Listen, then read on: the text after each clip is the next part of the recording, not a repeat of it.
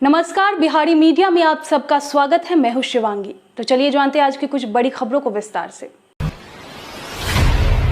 फसल की सिंचाई के लिए अब नहीं होना पड़ेगा परेशान। नलकूप लगाने पर बिहार सरकार दे रही है 40,000 रुपए, ऐसे करे आवेदन। मौसम की मार से कई बार किसानों को भारी नुकसान उठाना पड़ता है। पानी की कमी के चलते उपज फसल बर्बाद हो जाती है।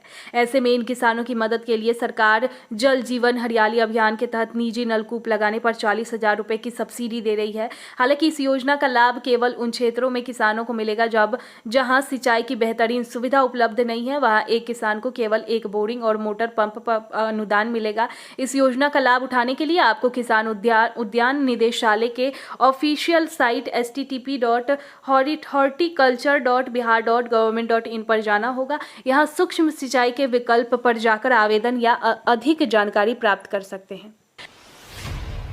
बिहार सरकार का बड़ा आदेश, 30 दिन तक पंचायत से गायब रहने पर बदल जाएंगे मुखिया, इनको मिलेगा फायदा। बिहार सरकार ने एक बहुत बड़ा बदलाव किया है। ये बदलाव पंचायती व्यवस्था से जुड़ा हुआ है। इसके तहत उन मुखिया की परेशानी बढ़ने वाली है जो अपने पंचायत से लगातार महीनों तक गायब रहते हैं।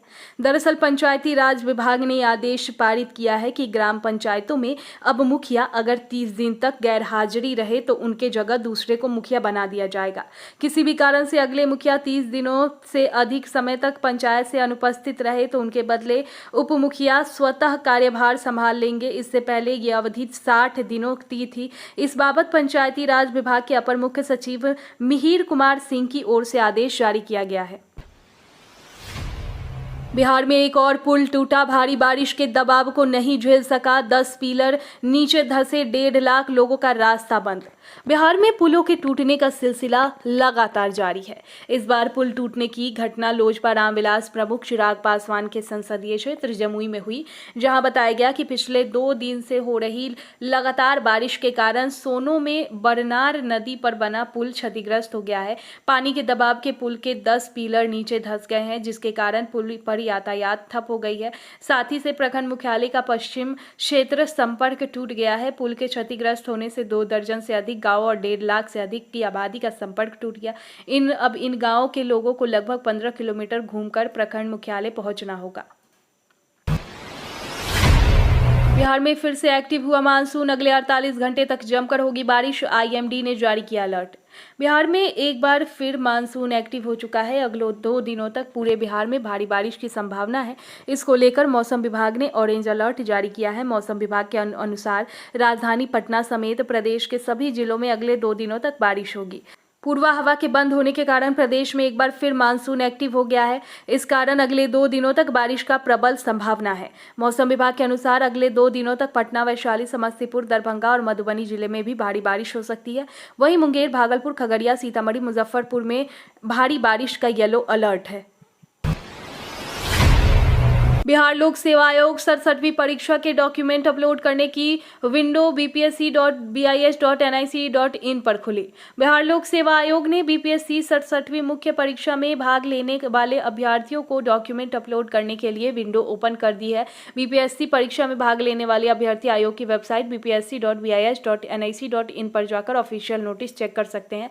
आयोग की ओर से जारी नोटिस में कहा गया है कि 67वीं संयुक्त मुख्य परीक्षा में सफल अभ्यर्थी जिन्होंने निर्धारित तिथि के अंदर अपना दस्तावेज अपलोड नहीं किया है, उन्हें अंतिम अवसर प्रदान करते हुए 23 सितंबर 2023 से 24 सितंबर तक दस्तावेज अपलोड करने का मौका दिया जा रहा है।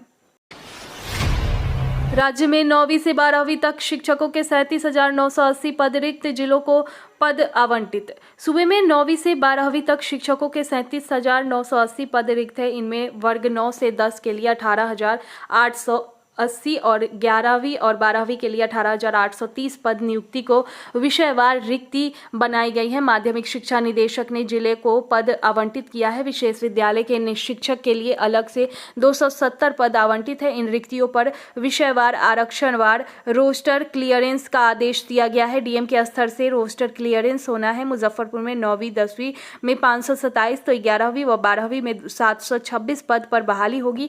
11वीं और 12वीं में सबसे अधिक 2134 रिक्तियां पश्चिम चंपारण को मिलेगी। कोचिंग संस्थान पर और सख्त हुई के पाठक। शिक्षा विभाग ने जारी किया नया फॉर्मेट, देनी होगी ये जानकारी। सूबे के सभी कोचिंग संस्थानों को छात्रों की संख्या की जानकारी देनी होगी, साथ में संबंधित कोचिंग की किस परीक्षा की तैयारी करवाते हैं या किन विषयों की पढ़ाई होती है इसे भी बताना होगा। इसके लिए फॉर्मेट को सभी कोचिंग संस्थानों को भिजवा दिया जाएगा।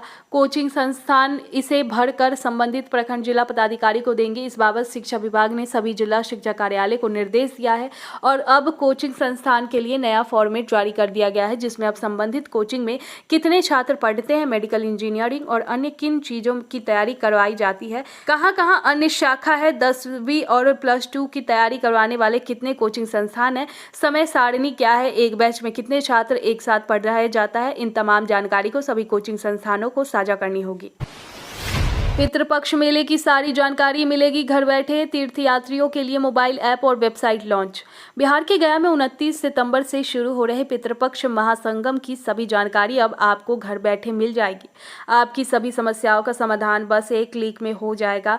पिंडदानियों को हर तरह की जरूरी सुविधा मिले, इसके लिए जिला प्रशासन पूरी तरह सजग है। गया के डीएम डॉक्टर त्यागराजन खुद सभी तैयारियों की मॉनिटरिंग कर रहे हैं। इसी क्रम में डीएम डॉक्टर त्यागराजन व प्रभारी एसएसपी हिमांशु ने IVRS नंबर 9266628168 मोबाइल ऐप पिंडदान गया तथा वेबसाइट www.पिंडदान.bihar.gov.in पर लॉन्च किया। जनवरी तक पूरा होगा पटना बख्तियारपुर रजौली और पटना गया डोभी का निर्माण, देना होगा टोल टैक्स।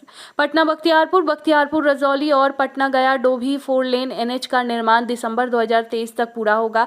तीनों महत्वाकांक्षी निर्माणाधीन NH का स्थल निरीक्षण शुक्रवार को NHAI के चेयरमैन संतोष कुमार यादव ने किया और इसे दिसंबर तक पूरा करने की समय सीमा संबंधित निर्माण एजेंसियों NHAI के अधिकारियों और अभियंताओं को दी। तीनों NH से गुजरने के लिए आम लोगों को टोल टैक्स देना होगा। फिलहाल पटना बख्तियारपुर NH पर दीदारगंज के पास टोल प्लाजा बना हुआ है और वहां टोल टैक्स की वसूली हो रही है। वहीं बख्तियारपुर रजौली में भागन बिगहा के पास और पटना गया डोभी NH में जहानाबाद और गया जिले में टोल प्लाजा बन रहा है। यहाँ टोल टैक्स की वसूली केंद्रीय मंत्री की अधिसूचना के बाद शुरू होगी।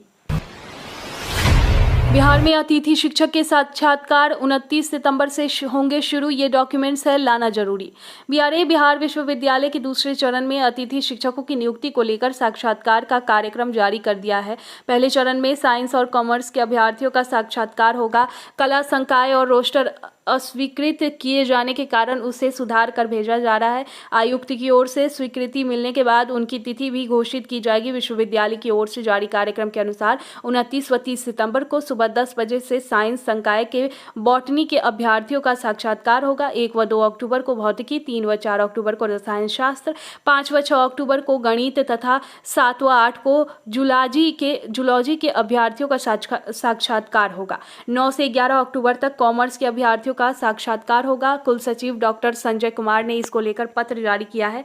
कहा है कि साक्षात्कार के दौरान अभ्यर्थियों को आवेदन के समय अपलोड किए गए प्रमाण पत्रों की मूल कॉपी और उसकी फोटो कॉपी लेकर आना होगा। के पाठक ने दोगुना किया 27,000 शिक्षक सेवकों का मानदेय, अक्टूबर से मिलेंगे 22,000।